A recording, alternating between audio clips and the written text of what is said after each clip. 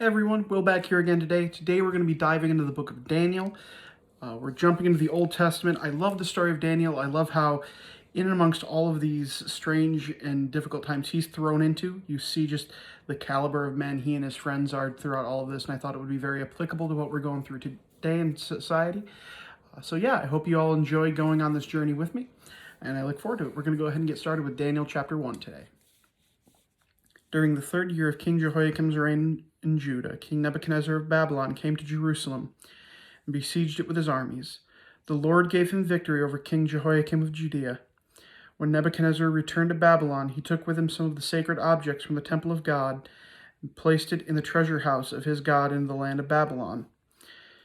Then the king ordered Ashpenaz, who was in charge of the palace officials, sorry about that, to bring to his palace some of the young men from Judea's royal family and other noble families who had been brought to Babylon as captives. Select only healthy, strong, and good-looking young men, he said, and make sure they are well-versed in every branch of learning, are gifted with knowledge and good sense, and have the poise needed to serve in the royal palace. Teach these young men the language and literature of the Babylonians, and the king assigned them daily rations of the best food and wine from his own kitchen.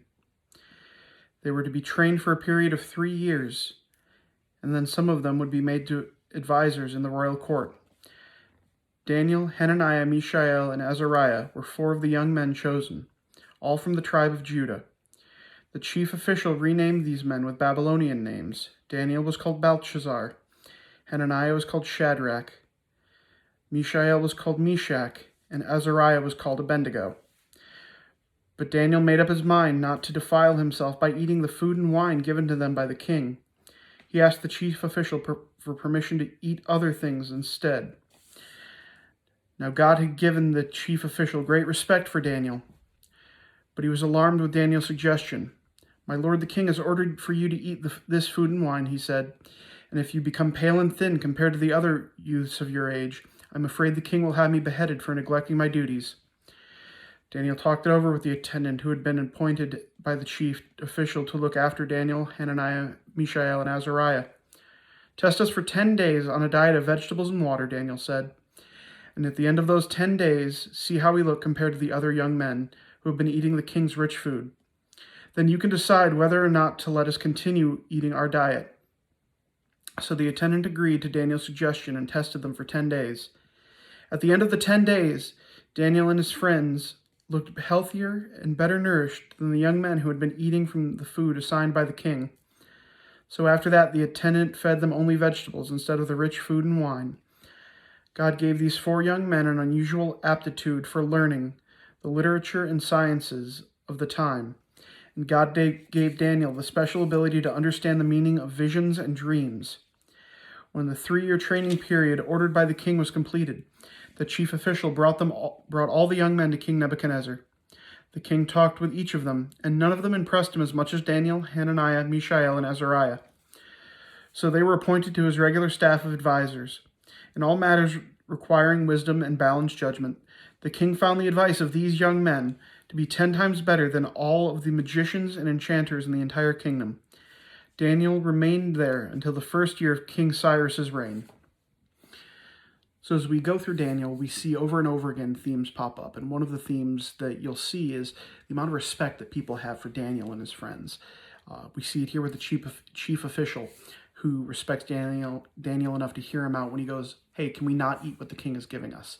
And the reason that Daniel doesn't want to eat the food that the king is giving to them is because this same food was also being offered up to the gods of Babylon. And Daniel and his friends did not want to consume food that was presented to false gods or false idols, so they wanted to remain true to the Jewish God. But you'll just see this level of respect throughout Daniel. And my first question is this: how are we carrying ourselves in a way where we deserve the same respect that we see Daniel get here? One of my favorite sayings is, "I will treat everyone with dignity and respect until they give me a reason not to." So that's my question, is how are we going about ways where we not only earn people's respect, but preserve that as well? And my second question is this: you see in this period where Daniel and his friends are very much being tried and tested, eating a diet that's different from everyone else, And they remained faithful to God even amongst times where it'd be so easy to just go, you know what, instead of this bowl of corn, I'm going to have this nice juicy steak that's being offered to me. And my second question is this: in what ways are we going against what's easy in order to follow and grow closer to God? Here we see Daniel and Shadrach, Meshach, and Abednego, or Hananiah, Azariah, and Mishael, depending on which names you want to use, choose to consume a different diet. For some of us, it might be not joining in certain jokes at work, or not participating in certain activities when people go out on the weekends. What are we doing to remain as close to God as these men are in this time? So that's the first chapter of Daniel. I'm really looking forward to going through this book with you all. There's a lot of really interesting things. There's a lot of familiar stories, but there's also a lot of things that aren't as well known. So I'm excited to go on this journey with y'all. I'm going to pray us out, and I'll let y'all get back to your day. Father God, we thank you.